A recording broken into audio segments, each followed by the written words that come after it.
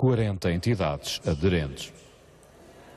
Seguimos para Viseu ao encontro da jornalista Rita Rodrigues, que está no solar do vinho do Dão. Muito bom dia, Rita. Acontece amanhã a corrida da emoção nas Running Wonders, esta vez no Dão. E os vinhos do Dão são cada vez mais premiados, principalmente internacionalmente. Nem mais, Ana Filipa, muito bom dia. Esses são, de resto, os dois elementos que este fim de semana vão ser dominantes aqui na cidade de Viseu. Por um lado, a corrida, a atividade desportiva. De resto, neste preciso momento, está a decorrer uma aula de ginástica, de zumba, com música bem portuguesa, como se pode perceber. Uma aula que teve bastante adesão por parte de algumas pessoas que, eventualmente, amanhã não vão conseguir fazer a corrida dos 21 km da meia maratona, embora também esteja prevista uma caminhada de apenas 5 km para os menos aventureiros ou os menos resistentes, mas são pessoas que aceitaram esse repto desportivo de um fim de semana diferente aqui na cidade de Viseu. Amanhã vai então haver essa meia maratona que nós vamos transmitir em direto de manhã na TV 24, mas este é um fim de semana repleto de atividades culturais na cidade de Viseu, nomeadamente com o enfoque no vinho do Dão, e por isso está a decorrer também a Feira das Vindimas. Ainda ontem eu própria estive presente no mercado das Vindimas, onde muitas pessoas provavam o néctar dos deuses, o vinho do Dão. É de resto esse também o tema que vamos agora falar nos próximos minutos, justamente aqui à frente do solar do Museu do Dão. Vamos falar não só do vinho do Dão, mas da sua internacionalização, ou seja, da saída das fronteiras portuguesas para outros mercados. Perceber de que forma é que isso se está a fazer e quais são as contrapartidas para esta região vitivinícola. Para isso, são meus convidados o Arlindo Cunha, que é presidente da Comissão Vitivinícola da região do Douro. Também está... Do Dão, exatamente, do Dão.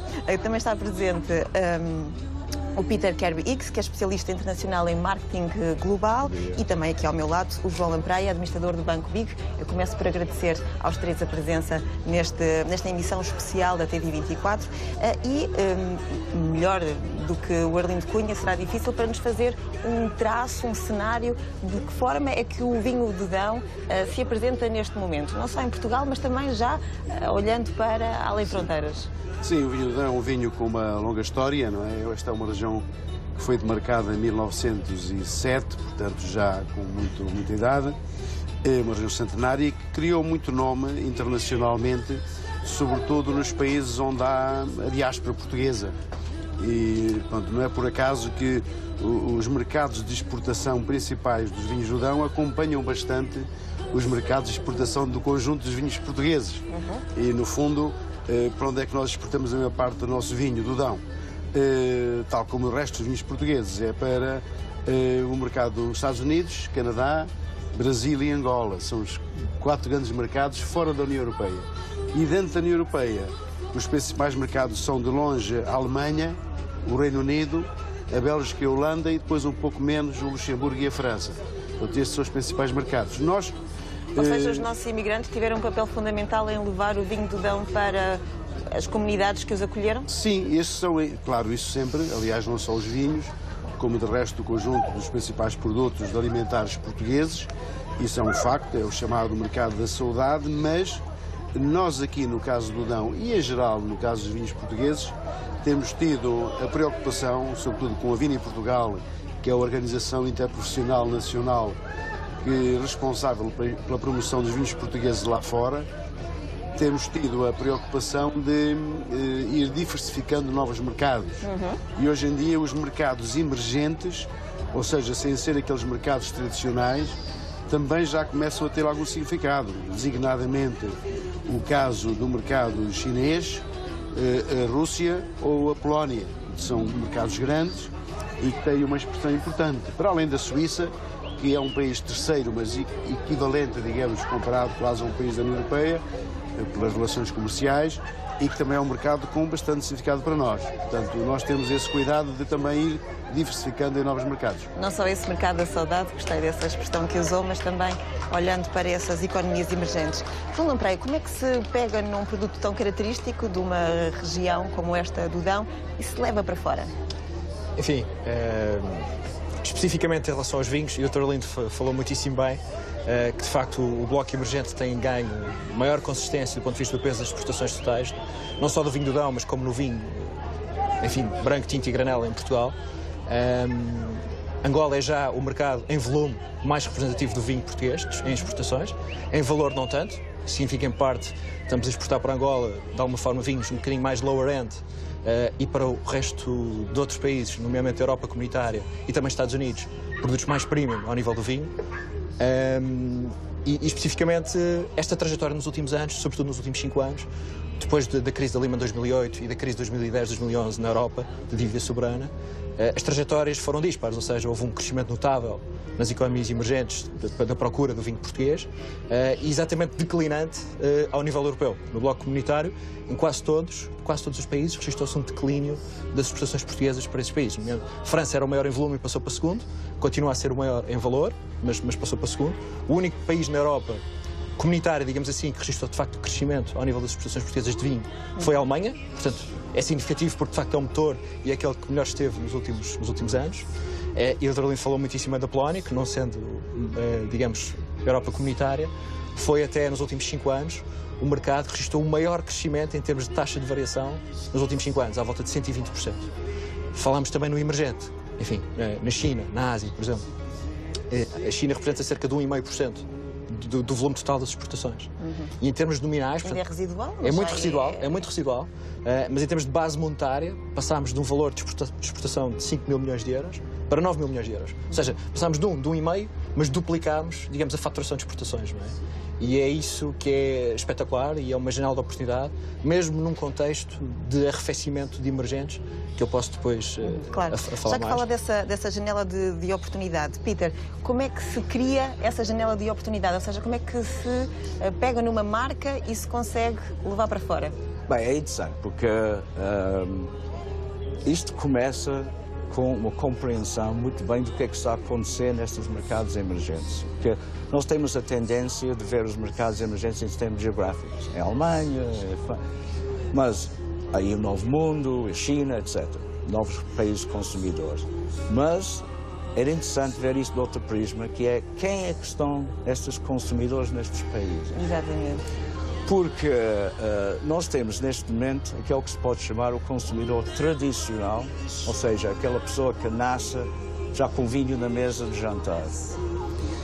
Portugal é quase toda a gente, os países produtores geralmente é a maior parte da população, alguns países importadores como o Reino Unido, os Estados Unidos, Canadá, há pessoas, mas uma minoria ou mais, mas certo, não a população toda que nascem com isso. Essas pessoas são pessoas que conhecem o vinho de raiz, conhecem regiões, pelo menos as regiões tradicionais de Europa, França sobretudo, Itália talvez.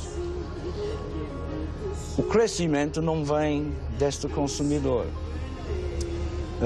Aliás, se nós olharmos para os mercados onde tem maior consumo para esses consumidores, esses estão em declínio, é o tal declínio europeu, por razões sociais e etc.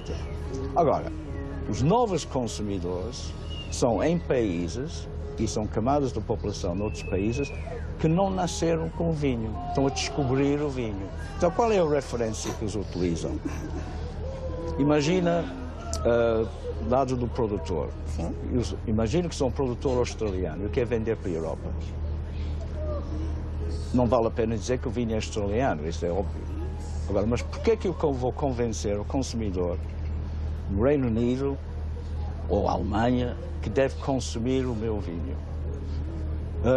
Não é pela região, não é dizer Coonawarra na embalagem, não sabe o que é isto, no rótulo.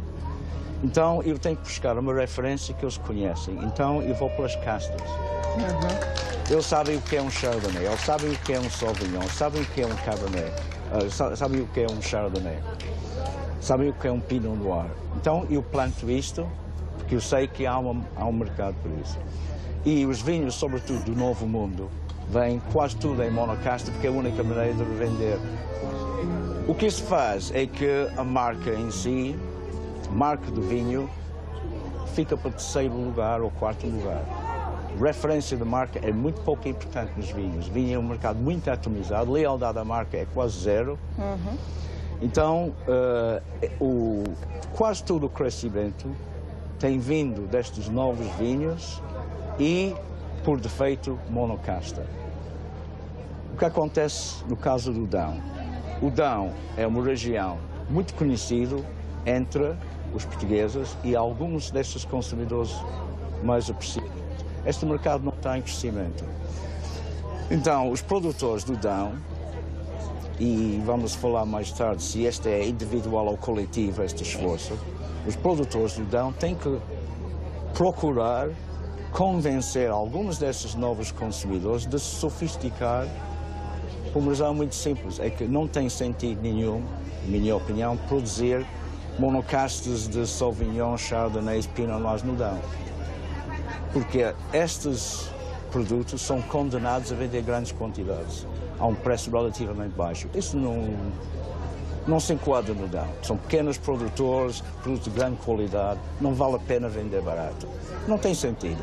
Outras regiões de Portugal talvez, mas o Dão não tem sentido nenhum. Então tem que vender qualidade e tem que convencer o consumidor a sofisticar-se e desenvolver para além do monocasta.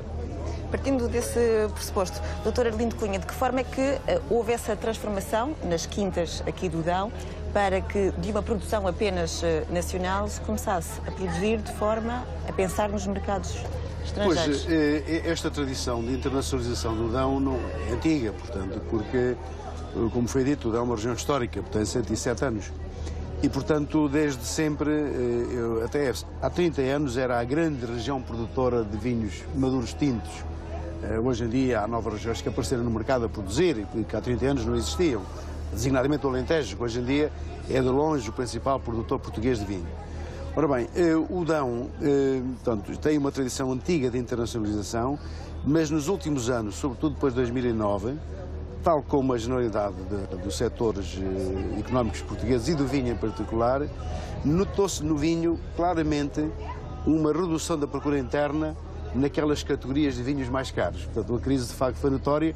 A classe média comprava muito vinhos, o que nós chamamos o semi-prémio, entre 3 e 5 euros, 3 e 7, ou prémio entre 7 e 12 euros, e que até bebia não só ao domingo, até à semana, esse vinho nesse segmento de mercado. Notou-se claramente uma descida no patamar do preço por parte, digamos, do vinho que vai para o consumo interno. Felizmente começou a subir este ano outra vez, mas nos últimos anos, desde 2009, a tendência foi claríssima. Vinhos de melhor qualidade e mais caros, mercado interno, tendência para baixar, e, portanto, os produtores o que é que fizeram? Foram compensar essa perda de mercado interno com o mercado externo. Felizmente temos trabalhado bem a nível nacional no que respeita à produção dos vinhos portugueses, através da Vini Portugal e das empresas que também participam nesses programas e das comissões vitivinícolas regionais. Nós próprios fazemos isso, participamos ativamente com a Vini Portugal nessa promoção e, portanto, temos ido procurar bater esses mercados internacionais e o facto é que temos aumentado as exportações desde 2009 de forma significativa. Mesmo este semestre, primeiro semestre de 2006, perdão, de 2015, em relação ao homólogo do ano passado, perdemos um pouco nos países terceiros, mas cerca de 7%, mas aumentámos 16% no mercado da União Europeia, o que é interessante, muito interessante, da União Europeia fora de Portugal. Portanto, ou seja, atualmente, nota-se das nossas exportações, exportamos quase 40% do vinho do Dão que é certificado, que é uma coisa notável. Reparo, não há muitos setores da economia portuguesa que tenham um grau de internacionalização de 40%. Nós, atualmente, dessas exportações, 40% é mercado da União Europeia e 60% é mercado de países terceiros. Mas as tendências, se continuar assim, ou seja, mais para a União Europeia e menos para países terceiros, é possível que daqui a uns anos estejamos mais equilibrados. Nestes países terceiros, Na redução contou muito o fator Angola, como foi dito, era de facto um mercado, era e continua a ser muito importante, só que com a crise petrolífera, portanto, o poder aquisitivo em termos de comércio externo está a baixar manifestamente e para já estamos perante uma situação em que Angola está a falhar e com reflexos notórios no mercado dos vinhos. Para quem não percebe muito este mundo da economia, certamente que é curioso como é que um produtor com uma quinta aqui na região do Dão, de repente, sai da sua zona, sai do seu país e procura mercados noutros sítios, nomeadamente na Ásia, como há pouco falámos. Como é que se faz este caminho? Como é que este empreendedorismo se realiza? São as feiras internacionais que são decisivas? É um olho mais apurado à procura do cliente? Em parte são as duas coisas, não é? Especificamente em drivers setoriais, não sei especificar, não há um remédio excelente, extraordinário para isso. Mas em parte o que o Dr. Leonardo já foi dito aqui é a perspectiva destes drivers macro que nos leva a procurar a melhor solução. E nitidamente o bloco emergente, e nos últimos meses tem-se assistido a uma desaceleração profunda nas economias emergentes, e digamos o setor vitinícola, portanto, como um todo, tem que se adaptar a isso. Portanto, a economia portuguesa fê-lo nos últimos anos também, e os vinhos, não só o Dão, mas como um todo, também têm que responder a isso. E, portanto, esta coincidência da Europa estar a crescer, novamente, não é, e os emergentes a declinar, acaba por ser reflexo dos fundamentais macroeconómicos, não é? E é isso que tem que haver esta flexibilidade por parte dos produtores, não é? E repare, a descida do bloco emergente materializou-se muito nos últimos 3 ou 4 meses. A Angola foi muito pronunciada no último ano, sobretudo pela questão da crise petrolífera. O Brasil, por exemplo, que tem cerca de 5% de volume em valor e exportação, está em recessão neste momento técnica, não é? Portanto, é um país com profundas debilidades estruturais, cuja dívida já foi cortada na gíria para lixo, etc. Agravamento de impostos, etc. E, portanto, todos têm esta percepção que por ali o caminho vai ser mais difícil. Nunca se pode materializar o foco num só mercado, porque está sempre em temos que ser mutação. sempre flexíveis nessa perspectiva. E a Europa, a China, por exemplo, dentro do emergente, portanto, que nas últimas semanas, de uma forma, desestabilizou muito os mercados financeiros, o arrefecimento na China, portanto, passar de um crescimento... Vimos toda aquela confusão nas bolsas nas últimas semanas. De 7% para abaixo de 7%, quando há uns anos crescia a 10%. Eu diria que dentro do bloco emergente, a China, que é muito representativo hoje em dia, porque representa cerca de 12, 13% do PIB mundial, quando em 2000 representava apenas 2 ou 3%. Portanto, mas na altura crescia a 10% ao ano, agora cresce 7%. Portanto, imagine, o PIB chinês em USD, portanto em dólares, hoje representa 10 trilhões. Portanto, a crescer 7%, tem um impacto no agregado da procura mundial à volta de 700 milhões de dólares. Quando há 15 anos atrás, a crescer 10%, o impacto era simplesmente 10% de 1 tri, portanto estamos a falar de 100 milhões. Portanto, mesmo num contexto de arrefecimento da China, o impacto no agregado, por isso é que eu falo que a China, apesar de toda esta instabilidade, continua a ser um driver da oportunidade, porque só representa 1,5% da oportunidade, e o agregado da procura mundial, mesmo num contexto de arrefecimento, pode ser à volta de 700 milhões, e isto é muito significativo.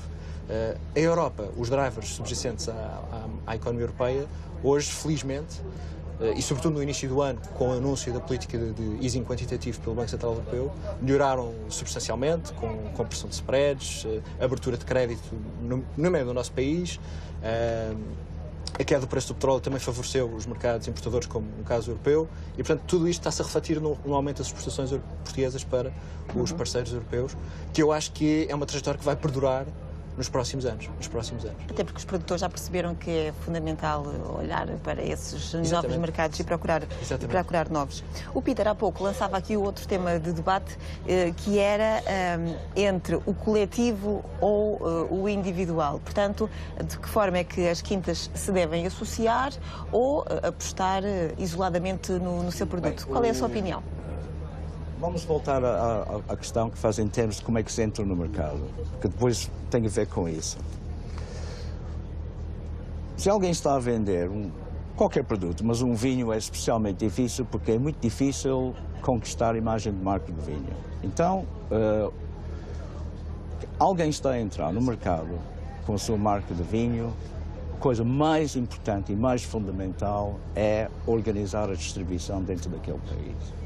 Há várias maneiras de fazer isto e há várias maneiras que não funcionam muito bem.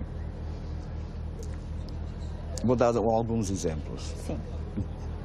Empresas com marcas grandes, como a Sograp, por exemplo, eles podem trabalhar com grandes distribuidores, multimarcas, alguns deles com marcas próprias. Porquê? Porque eles têm marcas fortes como o Mateus e o Sandeman, etc. Isto é muito raro nos vinhos. E depois há outros, e há uns bons exemplos no Dão, de empresas que simplesmente organizam a sua própria distribuição, em que eles vão diretamente aos retalhistas, diretamente aos grandes distribuidores ao público, não há intermediários, fazem a sua própria importação para aqueles países. Isto é caro, é trabalhoso, precisa de muito boa gestão, mas quem consegue, não há dúvida que é o melhor caminho. A questão é esta. O caminho mais difícil, mas é aquele mais que depois difícil, mas é mais aquele que dá rentável. melhores resultados a prazo, porque você controla, além do facto, que é um facto da vida, que é o problema das cobranças. Não é só nos vinhos, que é o distribuidor intermediário nem sempre é fiável em termos de conseguir e fazer as cobranças. Isto é importante. Se você está a fazer por si próprio, o risco é muito atomizado. Agora, fazer isto em coletivo. Fazer isto em coletivo, eu tenho a impressão que há só duas maneiras de fazer. E este acontece, no caso do Sograp, por exemplo, fazem com o Pernod Ricard, que tem as suas próprias marcas bem distribuídas. Distribuem também os Sograp, que não concorrem. É difícil convencer 3 ou 4 produtores do Dão, deles todos distribuírem em conjunto e compartilhar, porque são concorrentes diretos. Exatamente. O que pode acontecer, e isto é uma coisa que eu acho que vale a pena investigar, é alguém que já tem uma boa distribuição representar mais um ou outro, talvez de uma outra região, mas para aumentar a sua massa crítica e assim paga as despesas de ter uma distribuição própria. E deixar de olhar para o outro vinho como um concorrente, mas como um parceiro? Como parceiro, exato. Doutor Arlindo. Sim, o Pedro tem toda a razão. Quer dizer, nós aqui há duas questões que eu gostava de sublinhar. A primeira é que, de facto, uma região que à escala nacional é média, mas à escala internacional é muito pequena, que é o caso do Dão, uma região como a nossa não tem condições para uma estratégia competitiva baseada nas grandes castas internacionais, não é? O Chardonnay, o Merlot, o Cabernet, etc., naqueles vinhos da gama de preço médio-baixo. Portanto, não tem. Porque nós aqui somos uma região pequena e de pequena e média propriedade, portanto, não temos economias de escala, nesse sentido. Aí é preciso sempre, os vinhos, nesse caso, são vinhos quase tipo industrial, tem que ser todos iguais todos os anos. Nós temos que apostar, e temos apostado, numa estratégia de diferenciação, porque aqui a região do Dão, felizmente, foi daquelas regiões que não embarcou nessa...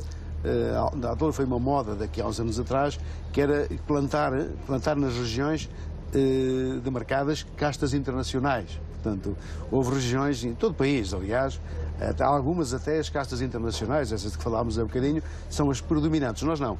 Nós cá mantivemos as nossas castas tradicionais, a Touriga Nacional, que é originária daqui, no caso o nosso Jaén, o Alfrocheiro, no caso dos tintos, no caso dos brancos mantivemos o nosso encruzado, o nosso bical, a malvasia fina, portanto, ou seja, as castas tradicionais daqui, algumas são indígenas, outras estão aqui há muitos anos, e é através dos vinhos, portanto, estas castas estão aqui adaptadas há muitos anos, há décadas, sabemos o que é que elas dão nos diferentes tipos de solos e, portanto, podemos fazer vinhos excelentes. E é um pouco essa a estratégia que estamos a fazer. Aliás, os preços médios do vinho do Dão, mesmo no mercado interno, são dos mais altos se os comparar com os restantes vinhos das regiões marcadas. E também em termos de exportação. Portanto, nós temos seguido essa estratégia da diferenciação, vinhos do Dão, caráter e elegância, vinhos de grande longevidade, vinhos gastronómicos, são os grandes slogans, digamos assim, slogans que correspondem à realidade dos nossos vinhos. E depois, outra coisa fundamental que eu gostava de sublinhar é que, o que dizia o Peter, de facto, é uma grande dificuldade. Nós somos uma região de minifúndio e, portanto, temos top 3 empresas de grande dimensão. O resto é tudo muito médio ou pequeno. E o que é que tem acontecido? As empresas maiores têm capacidade para elas próprias ir ao mercado internacional e criaram distribuições próprias, e muito bem, elas próprias ganham as economias de integração vertical até à distribuição e têm feito isso. As mais pequenas, o que é que têm feito? Têm conseguido negociar com distribuidores locais. E hoje em dia o mundo é muito pequeno E, portanto, é fácil, através das iniciativas promocionais que faz a Vinho Portugal, ou que fazem as comissões vitivinícolas, é possível a uma pequena empresa, um produtor com 10 hectares ou até menos, ir com seus vinhos, por exemplo, à Provine, à Vinexpo, ir fazer uma prova de vinhos a Moscovo, como nós já fizemos, em Luanda, em Benguela, em Washington, em Chicago, etc. Portanto, é fácil, quer dizer, porque há programas comunitários que apoiam esse custo, programas de internacionalização. Nós próprios aqui na Comissão, com os nossos fundos, ajudamos a cofinanciar a componente, digamos, nacional, e um produtor pequeno consegue estar, digamos, nas montas internacionais para se apresentar e encontrar um parceiro comercial por um custo pequeno. Tem sido um pouco essa a estratégia. E, além disso, vários produtores pequenos, entre eles, formam agrupamentos informais de empresas para ir precisamente juntos a essas promoções. Muito bem. Dr. Arlindo, Dr. João Lampreia, Dr. Peter, muito obrigada por terem estado os três nesta emissão especial da TV 24 a partir do solar do vinho do Dão. Estivemos a falar sobre a internacionalização deste vinho que está em destaque ao longo deste fim de semana, em que a TVI se associa uma vez mais às Running Wonders. Recordo que amanhã há uma meia maratona, 21 km para correr. Para quem não tiver tanta pedalada, pode optar pelos 10 ou pelos 5. Qualquer que seja a distância, é uma prova para acompanhar em direto amanhã na TV 24, logo pela manhã. Mas ao longo deste fim de semana haverá outras intervenções em direto aqui de Viseu. Eu aproveito para, no final desta emissão especial, mostrar a camisola com que os atletas ou amadores vão correr amanhã pelas ruas do Centro Histórico de Viseu e também o prémio. E não podemos esquecer que estamos nas terras de Viriato e, portanto, nada mais adequado do que este fantástico escudo. Daqui eu me despeço. Até à próxima.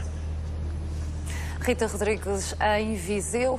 Recordo que amanhã a TV 24 vai transmitir em direto esta corrida do coração, as Running Wonders, desta vez no Dão.